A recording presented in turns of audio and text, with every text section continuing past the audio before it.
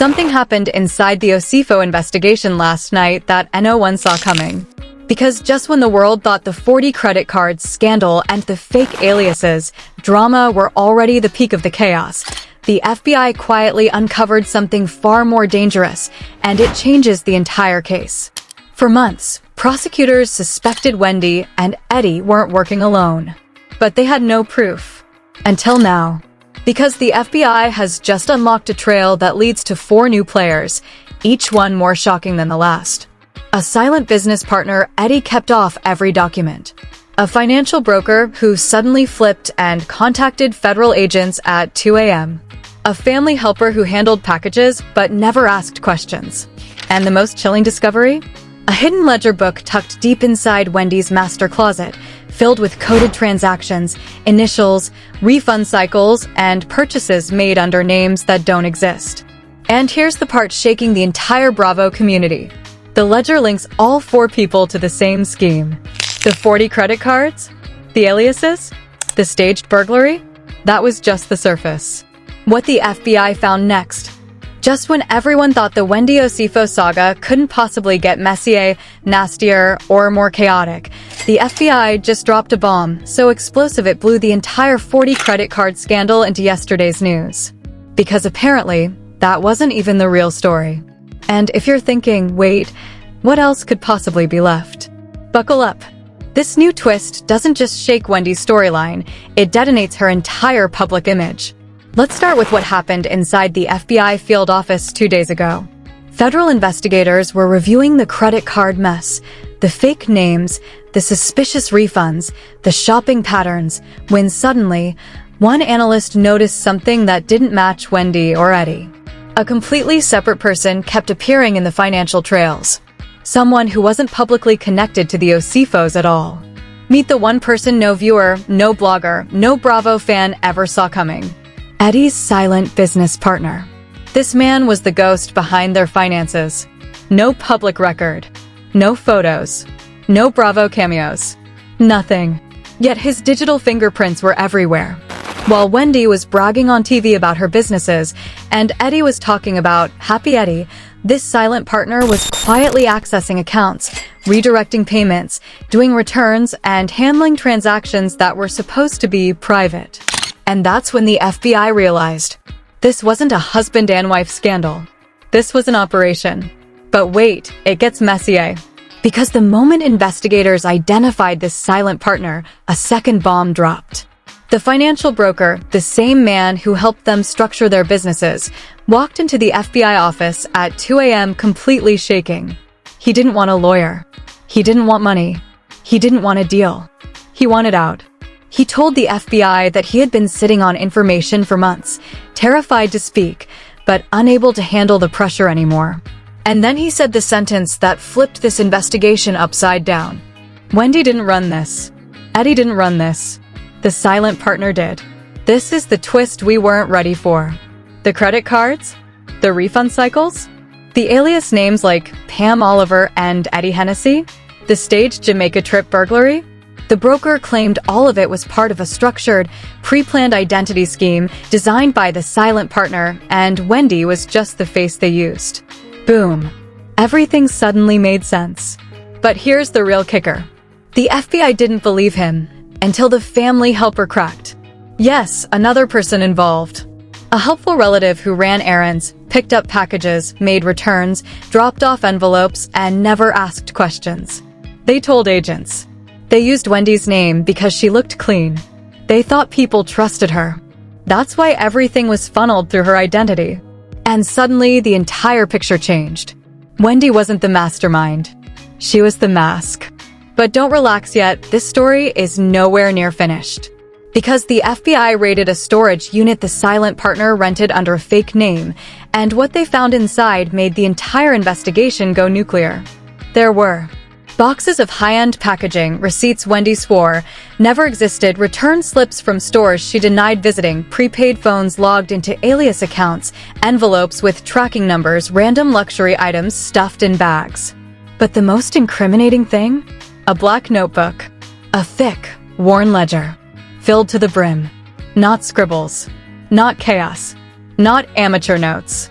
Perfectly organized handwriting documenting purchase dates, refund cycles, fake names, drop-off instructions, who picked up what, who returned what, and who pocketed money from each transaction. And the ledger's final page, this line shook everyone. This only works until she starts asking questions. She equals Wendy.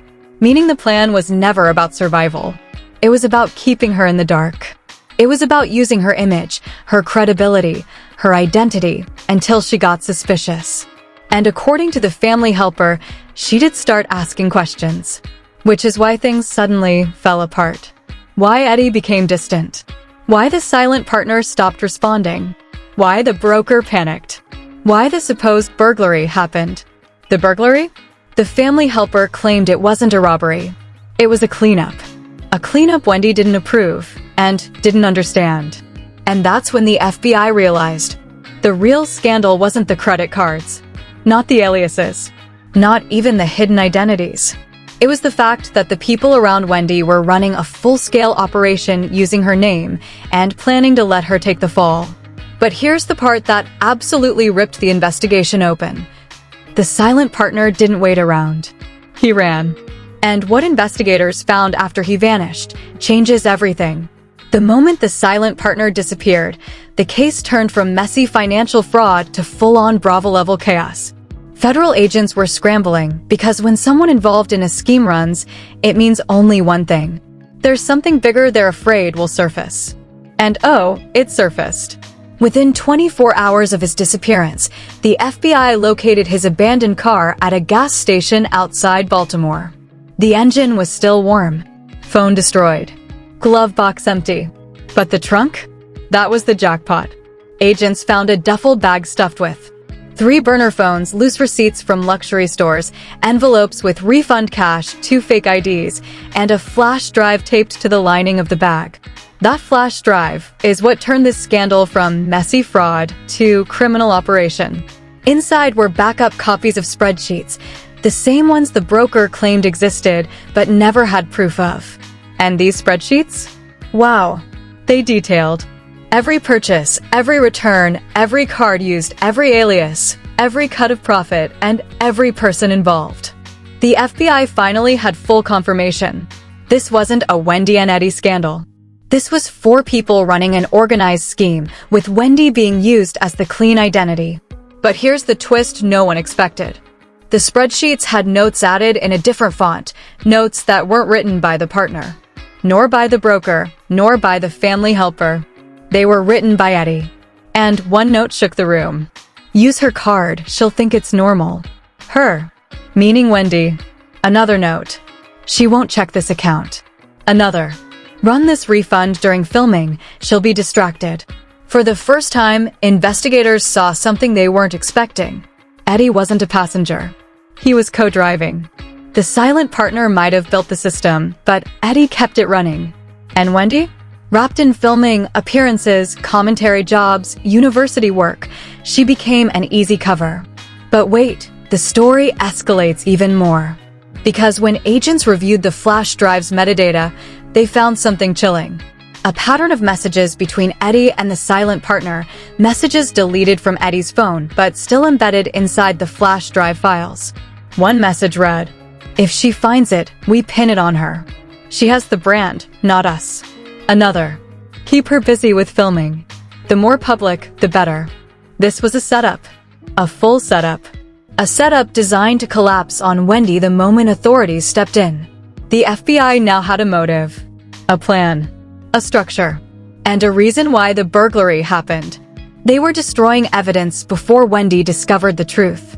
But here's the part that made investigators' jaws drop. The family helper confessed something even darker. They said, she started asking what the refund cash was. Eddie told her it was business income. But she didn't believe him anymore. Meaning Wendy was catching on. She felt something was off. She was questioning. She was connecting dots.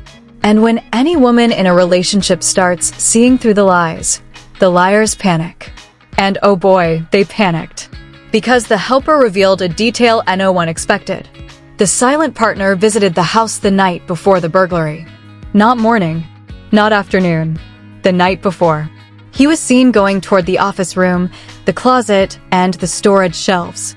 He left with a laptop, a folder, and a bag of trash he said he was taking out. This wasn't a burglary gone wrong. This was a planned wipeout of evidence. The helper admitted, "They told me to say I didn't see anything. They said Wendy could never know." And now the FBI realized Wendy wasn't trying to keep up with the Joneses. She wasn't obsessed with bags and jewelry. She wasn't staging burglaries for fame. She was being played, used, covered, and betrayed. The flash drive also contained a voice memo accidentally saved from the silent partner talking to someone while driving. He said, "If she finds the ledger, it's over. Eddie better keep her under control until we're done. The helper needs to stop talking. I don't trust them." This was manipulation, deception, gaslighting, financial abuse, identity exploitation. And the finale? The FBI now believes Wendy was never meant to be protected. She was meant to be blamed. The flash drive proves the men running the scheme were preparing to exit and leave Wendy holding the bag. But guess what? The FBI found them first. Because the moment the FBI pieced the flash drive evidence together, the entire focus of the investigation flipped. For weeks, the world believed Wendy was the scandal, the mastermind, the one running around with aliases and 40 credit cards. Nope. What agents uncovered next made it clear. Wendy wasn't the criminal. Wendy was the target. And the men closest to her? The ones smiling in public? The ones running errands and making business decisions? They were building the perfect trap. Here's how the FBI realized it. Once they analyzed the flash drive, they paired the data with timestamps from the burglary Wendy claimed wiped out their closet. But the FBI found something Wendy didn't even know. The silent partner entered the house 3 hours before the break-in window Wendy gave police. Meaning Wendy's timeline was manipulated. Meaning the men made sure she could not accidentally catch them. When agents confronted the family helper again, that's when the real truth came spilling out. The helper admitted this. "They told me if anything came out, she'd look guilty. They said the police would believe her because she's the face." That was the plan. Tears literally rolled down the helper's face in the interrogation room. Why? Because the FBI had already matched boot prints from the closet floor to the silent partner's shoe size. That closet Wendy cried over on TV, that closet she said was violated? It wasn't violated by burglars. It was violated by someone she knew. But wait, the twist gets darker. The phone records twist. Agents pulled phone metadata from the silent partner's burner devices. Do you know where his phone pinged the night of the break-in? Directly outside the Osefo home, while Wendy and Eddie were in Jamaica. This was never about robbery.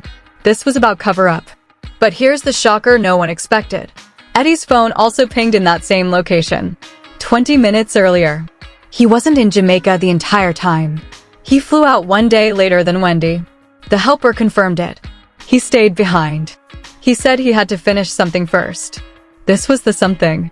The destruction of evidence, and the staging of a crisis that Wendy would walk straight into without knowing she was being set up. But the biggest betrayal was still coming. Once agents realized Eddie stayed behind, they froze his accounts. When they checked his travel logs, they discovered something devastating. Eddie booked a round-trip flight under another name, a variation of his alias.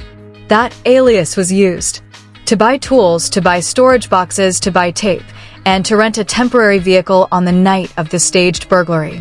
Everything the helper confessed began to line up with timestamps. And then, the FBI uncovered something nobody saw coming. A second ledger. Smaller. Thinner. Hidden inside the lining of one of the duffel bags left behind. This one was handwritten by the silent partner, and his language was colder, harsher, almost calculating. One page read, "If Wendy pushes back, shift the burden." Another, "Her name equals clean. Use it." Another, "Exit plan, partner and E, leave first. She stays. She answers." This ledger wasn't about money. This ledger was about blame. About putting everything, every card, every return, every fraud on Wendy. The men were planning to walk away clean and let her face it all. But the FBI wasn't done. The final twist, the partner's whereabouts. After days of searching, agents finally tracked the silent partner down at a friend's basement 2 towns over. They seized his laptop, his notebooks, his passwords, and a jacket that matched footage from one of the refund cycles. But the real explosion came when the silent partner started talking. Not with fear, not with guilt, with arrogance. He said, "She made it easy. She never checked anything." And then he added, "Look, man, if she didn't know, that's on her. We just needed her name." That line is going to haunt every podcast, every headline, every Bravo fan discussion for years. Because this entire time, the public thought Wendy was the storm. Turns out Wendy was the umbrella they were hiding under. What the FBI concluded, after analyzing the flash drive, the ledgers, the devices, the helper's confession, Eddie's timeline, the partner's statements, the travel logs, the shoe prints, the refund files, the aliases. The FBI reached a chilling assessment. Wendy was not the mastermind. She was the scapegoat, the identity, the shield, the fall guy, while 3 men, Eddie, the silent partner, the financial broker, ran a coordinated scheme behind her back. And the helper? Caught in the middle. But the saddest part? Wendy had no idea her name was being weaponized. And now, the FBI is preparing to move this case to federal court, and when they do, everything will go public. This story isn't ending. It's about to go boom. And if you're sitting there thinking, that's it, this case can't get crazier than this, you have no idea what's coming next. Because the FBI isn't stopping at the credit cards. They're not stopping at the aliases. They're not stopping at the ledgers, the receipts, or the hidden flash drives. They're now pulling phone logs, airport footage, and storage unit access cards that may expose a whole new web of people involved, people even we didn't expect. And the question now isn't, is Wendy guilty? No. The real question the FBI is asking is, who else was using her name while she had no idea? Was this a setup? A betrayal? A family operation gone nuclear? Or a plot to destroy Wendy from the inside? You think today's leaks were explosive? Wait until the FBI releases the timeline reconstruction. Wait until the silent partner's full confession drops.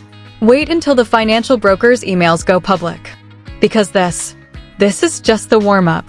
If you want the next chapter of this insanity, the arrests, the plea deals, the betrayal, the names, don't forget to subscribe, like, and turn notifications on.